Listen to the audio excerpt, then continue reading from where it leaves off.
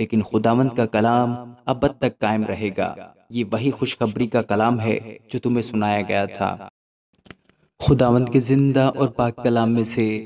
پہلا پطرس، اس کا پہلا باب۔ پطرس کی طرف سے جو یسوع مسیح کا رسول ہے، ان مسافروں کے نام جو پنتوس، گلتیا،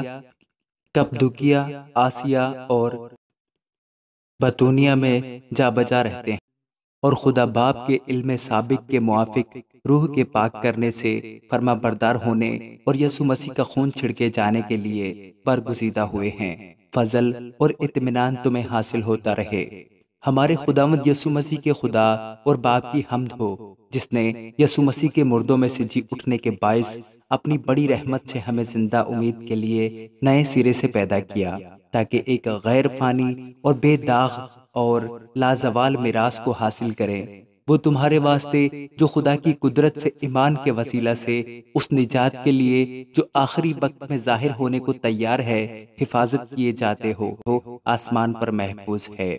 اس کے سبب سے تم خوشی مناتے ہو، اگرچہ اب چند روز کے لیے ضرورت کی وجہ سے طرح طرح کی آزمائشوں کے سبب سے غم زدہ ہو، اور یہ اس لیے ہے کہ تمہارا آزمایا ہوا ایمان جو آگ سے آزمائے ہوئے فانی سونے سے بھی بہت ہی بیش قیمت ہے، یسوع مسیح کے ظہور کے وقت تعریف اور جلال اور عزت کا باعث ٹھہرے۔ اس سے تم بے دیکھے محبت رکھتے ہو، اور اگرچہ اس وقت اس کو نہیں دیکھتے تو بھی اس پر ایمان لا کر ایسی خوشی مناتے ہو جو بیان سے باہر اور جلال سے بھری ہے، اور اپنے ایمان کا مقصد یعنی روحوں کی نجات حاصل کرتے ہو۔ اسی نجات کی بابت ان نبیوں نے بڑی تلاش اور تحقیق کی جنہوں نے اس فضل کے بارے میں جو تم پر ہونے کو تھا نبوت کی۔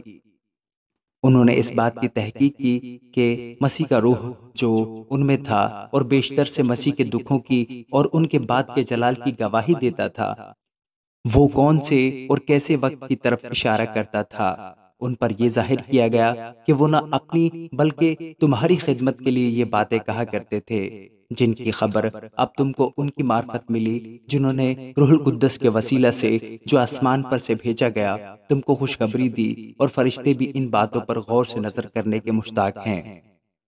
اس واسطے اپنی عقل کی کمر باندھ کر اور ہوشیار ہو کر اس فضل کی کامل امید رکھو جو یسوع مسیح کے ظہور کے وقت تم پر ہونے والا ہے، اور فرما بردار فرزند ہو کر اپنی جہالت کے زمانے کی پرانی خواہشوں کے تابع نہ بنو،